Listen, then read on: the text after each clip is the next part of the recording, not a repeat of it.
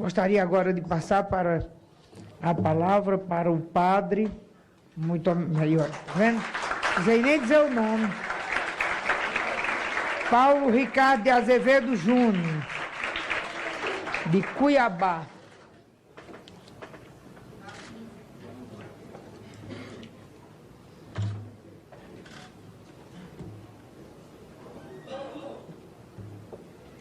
Ave Maria.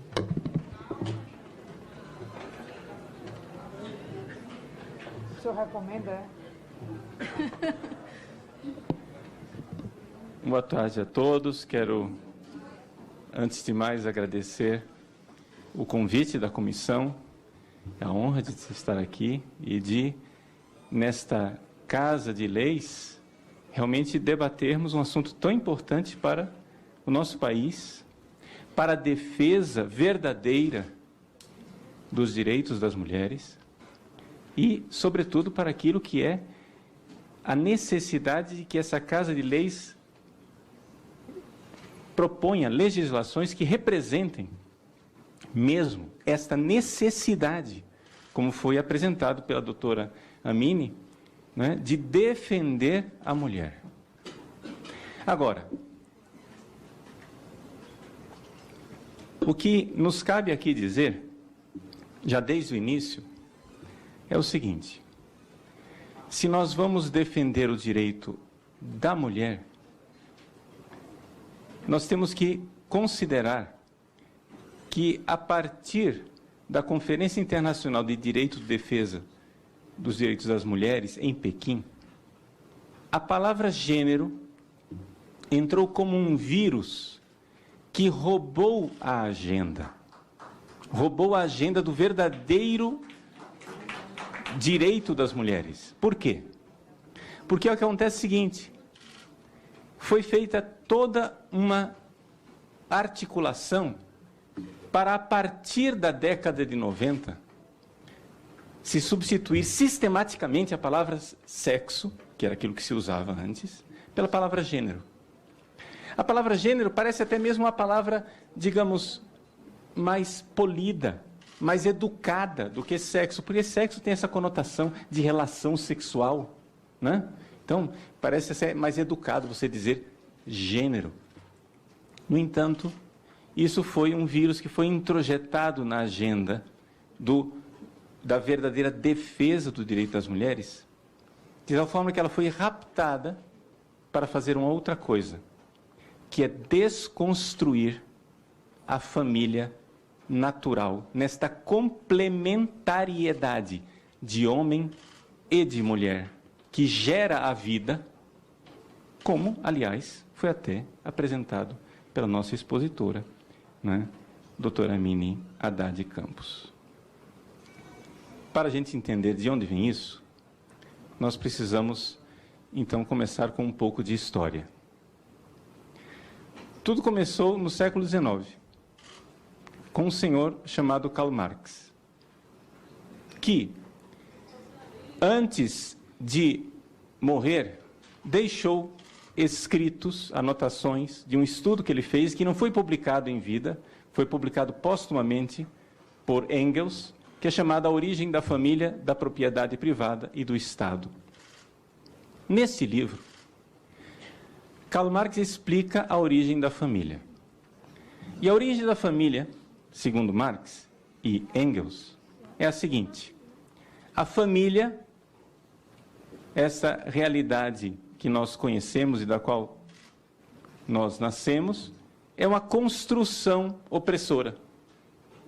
Ou seja, assim como para os marxistas existe uma opressão básica e fundamental, que é o fato de que o capitalista explora o trabalhador,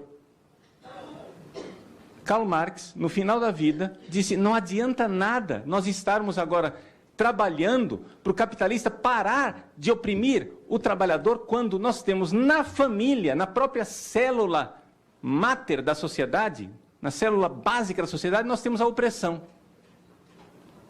Por quê? Porque a família é o macho que oprime a mulher e os filhos como sua propriedade. Segundo Karl Marx, qual seria a origem da família? A origem da família, segundo ele, está no surgir do capitalismo. Não vamos agora entrar em debate se isso que ele está descrevendo é capitalismo ou não. Eu vou simplesmente expor a coisa como ela está lá. Mas, com a agricultura, todo mundo sabe que quando se começa a produzir na agricultura, se começa a produzir mais do que se pode consumir, há um acúmulo de riquezas. Qualquer dono de sítio sabe que você, né, produz frutas, e aí você tem mais frutas do que aquilo que sua família pode consumir. Então você vai acumular riquezas. Ora, para acumular riquezas, você precisa ter uma forma de guardar essa riqueza. Mas para guardar essa riqueza, do que adianta você guardar riqueza se você não tem herdeiros? Então, segundo Karl Marx, a humanidade, na horda primitiva, todo mundo tinha sexo com todo mundo, livremente, sem estes preconceitos burgueses, dessa instituição burguesa chamada família. Todo mundo tinha sexo com todo mundo e, portanto, não se sabia quem eram os pais do sexo masculino, quem era o pai masculino daquela criança. Sabia-se quem era a mãe, porque a criança saiu daquela barriga. Evidente? Então, já que você sabe quem é a mãe, você não sabe quem é o pai. Mas a sociedade agrária opressora, no início do capitalismo, inventou a fidelidade monogâmica, ou poligâmica, se quiser, mas em todos os casos, o fato é o seguinte: o homem tinha uma mulher, ou mulheres, que ele podia ameaçar de morte caso ela não fosse fiel sexualmente, porque ele queria ter certeza que todos os filhos que ela trouxesse ao mundo fossem filhos dele, para que ele pudesse deixar herdeiros. Então, para Karl Marx, a origem da família é uma origem opressora em que o homem se coloca como o proprietário da mulher e dos filhos. O pater familias romano, que para Marx é o suprassumo da opressão, ele tem poder de vida e de morte sobre a mulher e os filhos. Portanto, a família precisaria ser destruída, desmontada. Até aqui, Marx simplesmente lançou o grito, o alarme. A origem da opressão capitalista está nesta instituição chamada família. Passaram-se anos, décadas, e isso foi deixado de lado. Por quê? Porque ninguém sabia o que fazer com essa informação. Até que, na década de 60, as pensadoras marxistas feministas surgiram com uma nova onda de feminismo. Essa senhora Kate Millett, com esse livro Sexual Politics, ela apresenta com muita clareza qual era a dificuldade até então. O feminismo, até aquele ponto, ele não tinha conseguido fazer uma revolução. Ou seja, ela diz com clareza, no capítulo 4, página 157, que a primeira fase do feminismo terminou em reforma e não em revolução. Mas era necessário revolucionar. Por quê? Porque se nós não mudarmos a estrutura da família, a mulher irá continuar sendo subordinada. É necessário mudar estruturalmente essa realidade chamada família. Na União Soviética, diz ela como estudiosa marxista que era, na União Soviética isso foi tentado.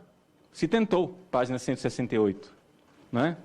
Mas o que acontece é o seguinte, ela então diz com toda clareza na página 169, a teoria marxista falhou em oferecer uma base ideológica suficiente para a revolução sexual. Ou seja, estamos de acordo com Marx. A mulher é oprimida pela família, mas nós precisamos de uma base ideológica para desmontar a família. E não temos esse instrumento para desmontar a família.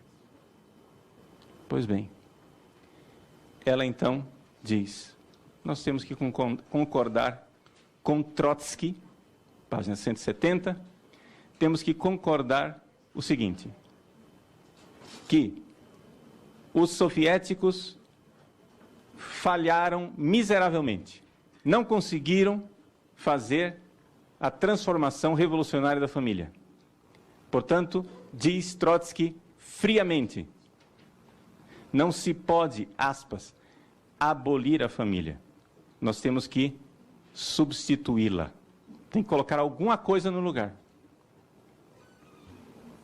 E o que é que nós vamos colocar no lugar da família? Isso surgiu simplesmente como um clamor. Surgiu simplesmente como uma denúncia. E agora? O que é que nós vamos fazer? Menos acadêmica, mas mais radical ainda do que Kate Millett, é a senhora Shulamith Firestone. Shulamith Firestone, em The Dialectic of Sex, ela diz que nós temos que libertar a mulher da biologia. O que é o ser mulher para Shulamith Firestone?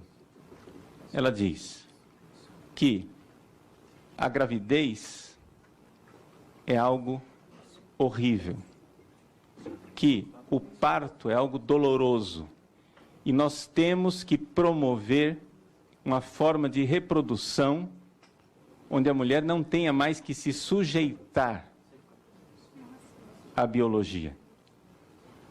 É necessário fazer algo para mudar essa realidade. Tudo isso aqui foi apresentado, mas não se sabia o que fazer com esse clamor. Está aqui, Marx, Millett, Firestone. Esses autores estão dizendo, a família é a fonte, verdadeiramente a fonte da opressão na sociedade. Nós precisamos desmontar a família. Até que finalmente apareceu, não é? Até que finalmente apareceu o instrumental. O instrumental foi aparecendo aos poucos para resolver esse problema. Uma das realidades que foi apresentada como instrumental foi a escola de Frankfurt. Na teoria crítica da escola de Frankfurt, Marx Horkheimer apresenta, aqui eu tenho o livro, chama-se Teoria Crítica, mas aqui dentro tem um ensaio, não é dele, onde ele fala daquilo que é autoridade e família. Nós não vamos resolver o problema da família se nós não desmontarmos a autoridade da família.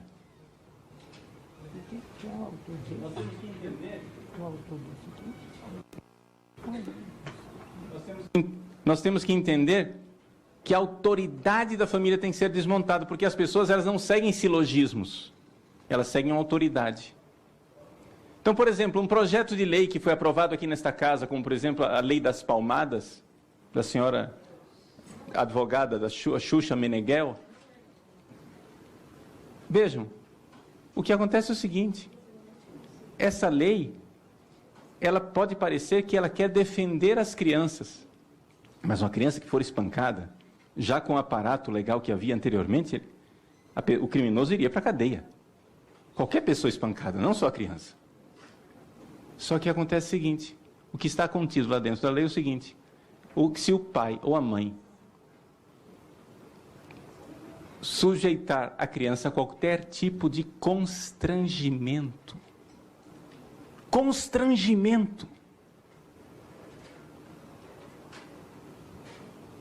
esse pai e essa mãe podem ser autuado.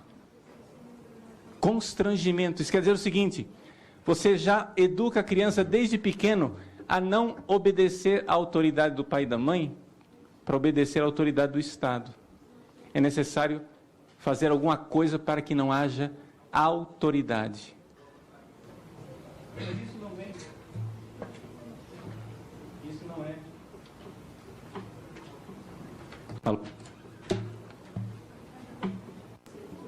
Isso não é. Pronto.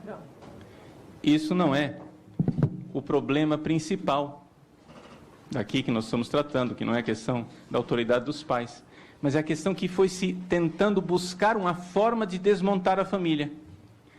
E essa forma foi encontrada com a teoria do Dr. John Money, né, que é uma teoria completamente maluca. Ela foi vista como um instrumento muito importante pela ideóloga Judith Butler, e isso foi então colocado dentro da Conferência de Pequim, como foi relatado pela Dale O'Leary. Dentro da Conferência de Pequim, se tentou introjetar dentro das resoluções da ONU a palavra gênero. Quando os delegados disseram, mas escuta, por que essa palavra gênero? Por que é que não se diz então logo sexo, já que vocês estão tentando defender as mulheres? Por que é que não se coloca a palavra sexo? E então, foi a grande descoberta. A reação foi tão tremenda contra a palavra sexo, para se substituir a palavra gênero, que então nós descobrimos que a palavra gênero não significava mulher. Ou seja, a agenda de defesa do direito da mulher estava sendo raptada por uma outra agenda. A agenda, porque finalmente eles tinham encontrado a forma de desmontar a família. Um projeto socialista cuja finalidade é desmontar a família natural. A família da qual as pessoas nascem. A família onde o homem e a mulher se unem sexualmente e da qual nascem as crianças. Numa aparente vontade de defender o direito da mulher, o que se estava fazendo era uma outra coisa. Destruir a família. E aqui é que está a realidade, e aqui que está o problema. Então, querem defender o direito das mulheres? Faça o seguinte, quando quiserem defender o direito das mulheres, usem a palavra mulher. Usem a palavra sexo. Mas por que é que os ideólogos e os militantes não vão aceitar que as senhoras legisladoras coloquem a palavra sexo, coloquem a palavra mulher e não a palavra gênero? Por quê? Porque a finalidade não é defender a mulher. A finalidade é raptar a causa da mulher para uma outra agenda. Uma agenda escondida. A agenda de gênero. A agenda de destruição da família natural.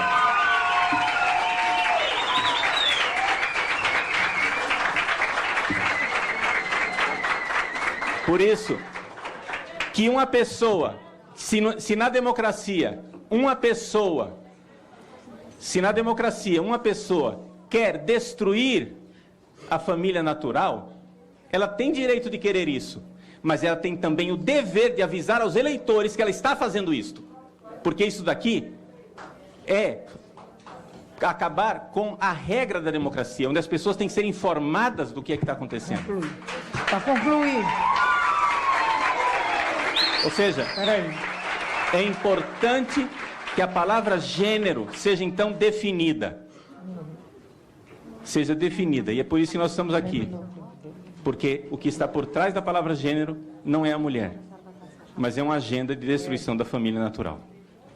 Muito bem.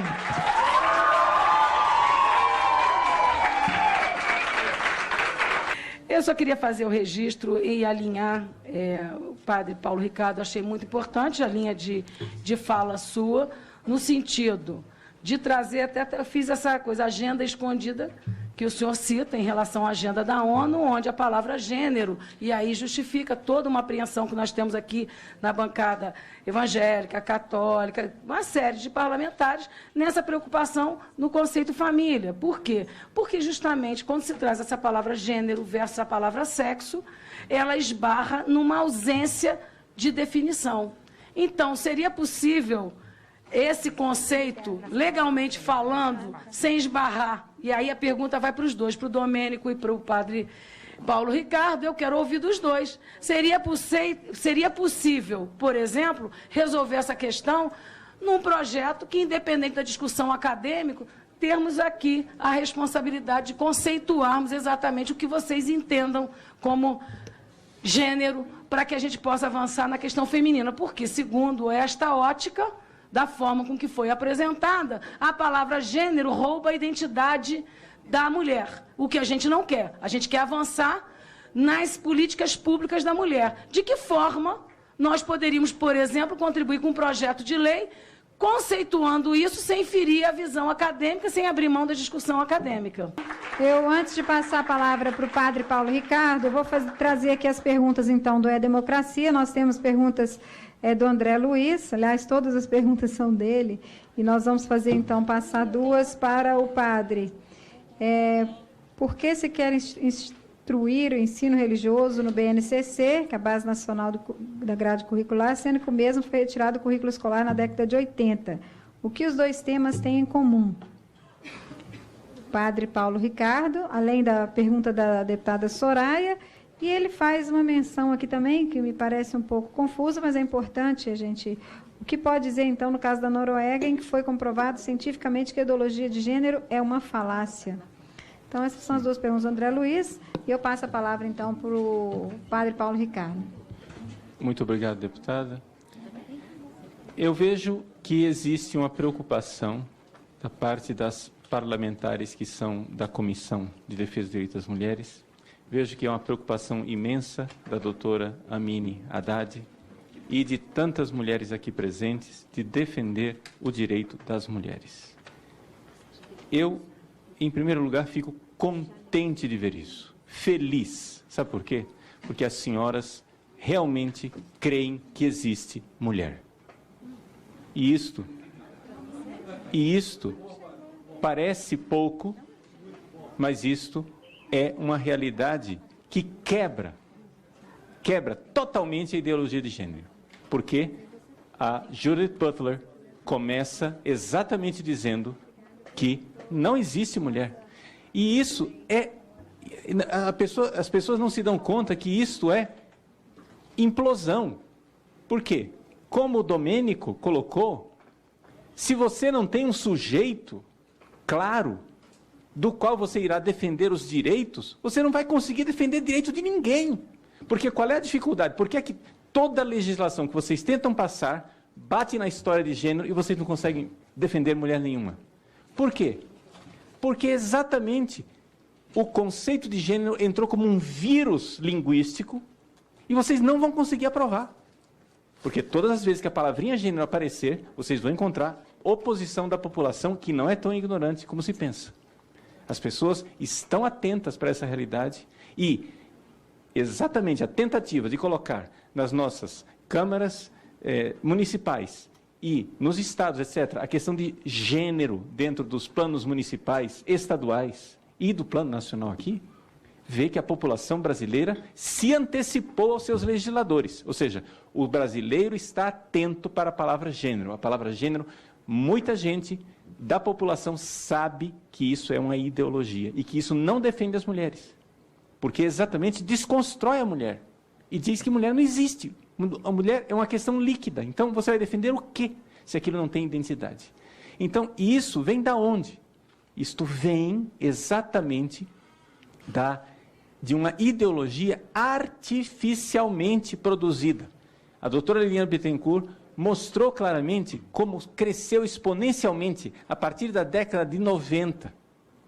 Com a Conferência de Pequim, a palavra gênero foi artificialmente colocada nas universidades, nas pesquisas, nos doutorados. Por quê? Porque nós sabemos muito bem que as fundações internacionais estão derramando milhões de dólares em bolsas que trabalhem a questão de gênero. Por quê? Porque as fundações funcionam assim. Eles primeiro, durante 10 anos, eles inventam a ciência, a pseudociência, através de dinheiro que vão colocando nas universidades. Não, eu só subvenciono se for nesse campo aqui. E as universidades que querem o dinheiro abrem as coisas, né? E os estudantes que querem as bolsas abrem as portas. Então, é uma pseudociência feita pelas fundações. E por que é que as fundações querem com isso? Querem desconstruir a questão de família. Eu coloquei aqui claramente, né, qual é a causa final. Ou seja, tanto aquilo que o Domênico colocou, o conceito de gênero que liquidou a questão da mulher, né, tornou a mulher uma coisa fluida. Então não dá mais para você defender aquilo que você não sabe o que é. Aquilo que a Liliana colocou, que as fundações estão por trás dessa pseudociência, né? Isso daí, por quê? Foi a minha intervenção. Eu coloquei a causa final. Qual é a finalidade? É destruir. Existe uma ideologia que quer destruir a família baseada na natureza diferenciada sexualmente de homem e mulher. Isso quer ser destruído. Por quê? O marxismo que está por trás. Agora, o problema é o seguinte: isso não defende as mulheres e isto, aliás, não defende os homossexuais.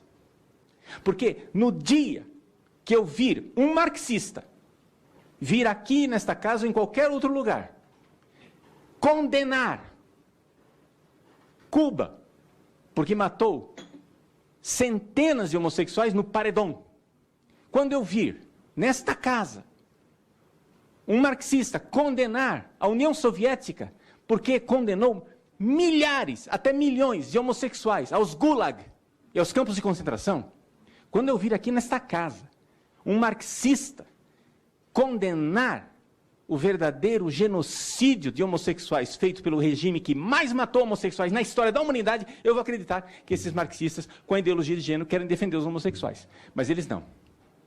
Eles não fazem isso. Eles não fazem isso. Por quê?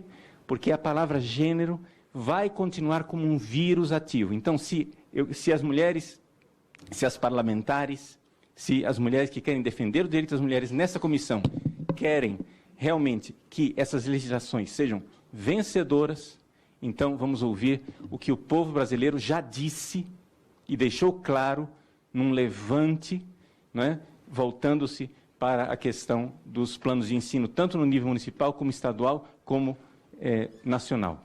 Esqueçam a palavra gênero. Joguem esta palavra no lixo, porque ela está sendo usada como um vírus dentro da legislação e está roubando a agenda de defesa das mulheres. Falem de mulheres. Falem realmente do direito e da defesa da mulher. A palavra gênero, ela foi colocada como um vírus. Eu poderia aqui, nós poderíamos falar longamente sobre isso, né? Vocês viram pela bibliografia que eu trouxe, que eu não estou dizendo essas coisas baseado em catecismo, em dogmatismos ou em nada. É simplesmente questão de estudar, gente. Se a gente for estudar, nós veremos que a coisa tem uma origem, tem um pai, tem uma mãe e tem uma finalidade. E a finalidade não é defender as mulheres, não é defender os homossexuais, é destruir a família da qual todos nós nascemos, porque todos nós nascemos de uma relação sexual entre um homem e uma mulher. Com isso, eu não estou absolutamente condenando, as pessoas, não é, que não queiram praticar o sexo dessa maneira. Eu só acho o seguinte: nós somos uma democracia. E se nós queremos destruir a família baseada na natureza, acho que os eleitores precisam saber disso. E eu tenho uma suspeita de que isso não irá vingar.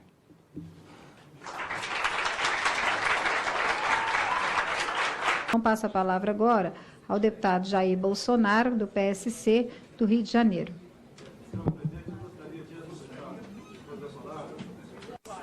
Que passasse um vídeo de 20 segundos. 20 segundos. Ok, deputado, está autorizado. Para contar uma história, que acho que vale a pena, né? Uma dificuldade era, um dos materiais didáticos, um dos filmes, tinha um beijo na boca. E a gente ficou, um beijo lésbico na boca. A gente ficou uns 3 meses discutindo até onde entrava a língua, né? Então era... Se alguém não entendeu, eu posso repetir. Esse cidadão aí chama-se André Lázaro. Em 2010, isso que ele falou foi aqui na Câmara, numa audiência pública. Seminário LGBT infantil. Dá nojo, dá asco. Esse cidadão aqui estava falando, Padre Ricardo, daqueles filmes que iam passar para o ensino fundamental. Um dos filmes era Beijo Lésbico. E ele passou rindo, olha a cara dele, rindo, dizendo que, por ocasião desse filme, ele passou 3 meses discutindo até onde a língua de uma menina ia entrar na boca de uma outra menina para o filme Beijo Lésbico, para as criancinhas. Detalhe, se alguém tem dúvida se é para criança ou não. Tem aqui o Plano Nacional de Promoção da Cidadania e Direitos Humanos LGBT. São 180 itens, só vou ler 2. Um até o doutor Domenico vou fazer coro com o que ele falou aqui. Um dos itens, distribuição de livros para bibliotecas escolares com a temática diversidade sexual para o público infanto-juvenil. Definição de infanto, né? Em alguns livros aqui diz que é do nascimento até 10 anos de idade. Não precisa falar mais nada. E um outro item aqui para o doutor Domenico aqui. Outro item. Reconhecer todas as configurações familiares protagonizadas por lésbicas, gays, bissexuais, travestis, com base na desconstrução da heteronormatividade. Não basta apenas eles pregarem para criancinhas que é normal 2 homens e 2 mulheres. Eles têm que dizer também que um homem e uma mulher está errado. Não sou eu que estou dizendo. Isso é uma doença. Eu estive há pouco tempo em Quixadá. Você tem algum cearense aqui, sabe que é um município pobre, paupérrimo. Numa audiência pública sobre desarmamento, um gravatado, advogado da OAB, entrou para me atacar, né? Que eu sou aquele elemento que discrimina, que prega o ódio, etc., e falou em ideologia de gênero. Como eu sou uma pessoa educada, esperei ele terminar de falar. E depois expliquei para aquele povo pobre, que não sabe e não sabia o que era ideologia de gênero, uma minoria sabia, expliquei. Ele foi enxotado do local da audiência pública. Quase foi linchado. E eu ri muito. Um pai ou uma mãe não quer encontrar o filho em casa brincando de boneca por influência da escola. Continuando. Esta barbaridade. Desculpa, Padre Ricardo, mas essa briga toda começou comigo. Quando eu descobri em 2010 aquilo que foi convencionado a se chamar kit gay. Esse cidadão, André Lázaro, estava aqui. E daí eu passei a ser o maior homofóbico do mundo. Ninguém conhecia Jair Bolsonaro como homofóbico, né? Passou a ser conhecido como homofóbico, por estar defendendo as criancinhas. Por quê? Os debatedores, eu tenho vídeos, não é nem nota taquigráfica, é vídeo. Um dos debatedores aqui, dizendo claramente que ele participou de pesquisa em 11 capitais, o nome dele está em Diário Oficial da União, inclusive o nome social, foram 4 com nomes sociais, pesquisa em 11 capitais, e descobriram que nas escolas de ensino fundamental existe mais meninos gays que meninas lésbicas. Bem, como eu não estava presente, eu não pude questionar. Da tribuna da Câmara, questionei qual foi a metodologia para essas pessoas, que eu não vou adjetivar aqui, que eu sou uma pessoa muito educada. Tá? Qual foi a metodologia utilizada para que o Joãozinho de 6 anos, ele falasse, esse é gay. Para a Mariazinha de 7, essa é lésbica. Qual foi a metodologia destes crápulas que não respeitam a inocência das criancinhas em sala de aula? Não contente com isso. Bom debate, vou citar o nome do deputado para dar espaço para ela, né, que ela está dizendo que houve desequilíbrio. Equilíbrio bom teve na Comissão da Verdade, onde a guerrilheira bandida indicou 7 para julgar os militares. Ok? Publicou-se em Diário Oficial da União, de 12 de março do ano retrasado, a questão de banheiros e vestiários em escolas públicas. Ou seja, o menininho que se sentisse gay pode frequentar o banheiro das meninas e vice-versa. Engraçado, né? Os barbados, com aquele negócio pendurado que diz que é gay, pode ir no banheiro das mulheres. Agora, as lésbicas não vão no banheiro dos homens nas rodoviárias. Impressionante, né? Agora, imagine o que passa na cabeça de um pai ao uma filha chegar em casa de 8, 9, 10 anos e falar que tinha meninos de 12, 13 anos no banheiro. Porque um moleque, quem já não foi garoto aqui? Vai se passar por menina para ver as meninas fazendo pipi ou trocando de roupa no vestiário. O que o governo do PT quer com isso? O que eles querem com isso? Você não tem vergonha na cara? Isso é uma canalice. Não vou perder a linha. Se bem que quando falo em criancinha, eu tenho vontade de ir com as 4 patas no pescoço dessas pessoas. E não quero saber se é homem ou mulher, ou é bissexual, trissexual ou quadrissexual. Seja lá o que for. Nenhum pai admite isso. Nenhum pai admite isso. Talvez 1%. Talvez. Da boca para fora ainda. E nós temos que aguentar isso. Eu pensei que isso já fosse sepultado. Vai eu voltar na barra da mídia amanhã como homofóbico novamente. Estou me lixando para isso. Vocês vão se dar mal na campanha presidencial 2018. Que essas verdades vai ser ao vivo. Que a imprensa não me entrevista ao vivo, não. Está lá, me entrevista num canto e depois escreve um montão de besteira a meu respeito. Como fizeram uma agora sobre o Marco Feliciano a meu respeito. Mais uma besteira. Não me entrevista ao vivo. São picaretas. Mas vamos continuar aqui. Olha só. O que um pai quer? Quer que o filho vá para a escola, aprenda a ler, escrever, física, química, matemática, biologia, seja alguém no futuro. Ou um bom empregado ou um excelente patrão. Exame do PISA, agora em fevereiro. Pegou a escola pública e privada. Garotada de 15 anos de idade. 15 anos de idade, Padre Ricardo.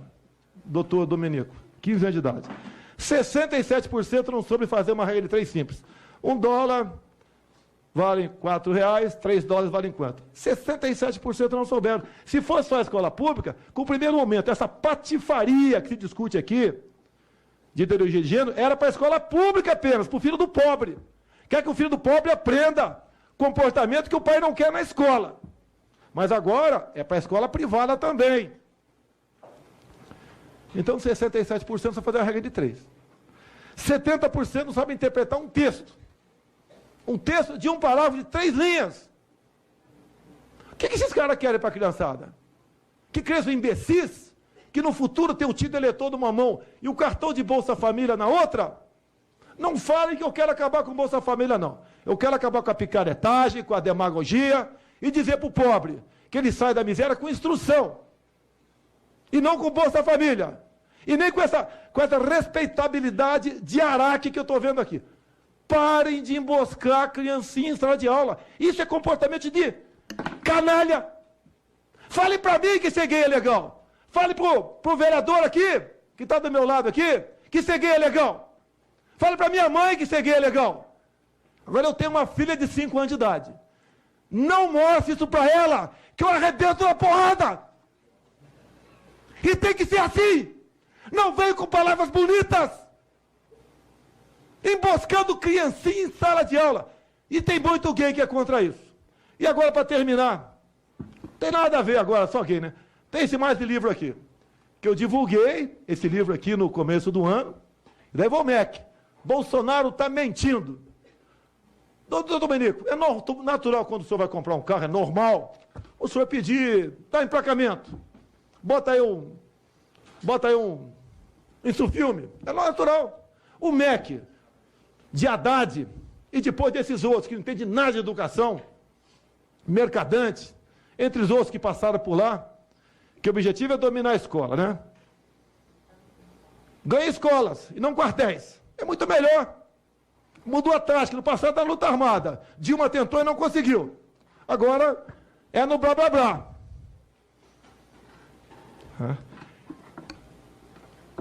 E agora, então, eles encomendam milhões de livros, né, gastam milhões e milhões, e pedem, a título de cortesia, livros como esse. Livros como esse aqui. E na parte do meio, só explicar isso aqui, né? Está aqui, ó. Eu vou ler aqui, para não ter dúvida, né? Não tem ninguém menor de idade aqui, mas é para os nossos filhos. Tem uma filha de 5 anos. Cuidado, professor ou professor.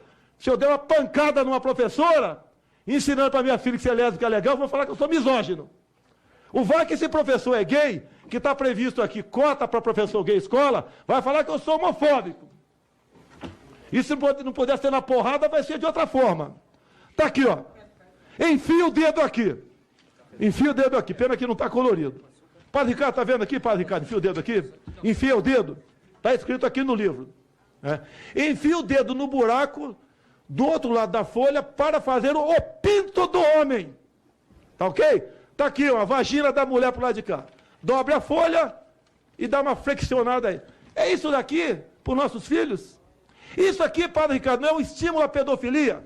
Porque hoje, se um filho nosso, uma criança de 5, 6 anos de idade, um marmanjo, um patife, não vou citar igual aquele cara que falou aqui, o secretário da organização, mas um patife, começa a mexer nas partes íntimas de uma criança, vamos supor aqui, filha do vereador Heitor, ou filho do vereador Heitor, lá de Fortaleza, vamos supor, é natural essa criança contar para a mamãe e para o papai.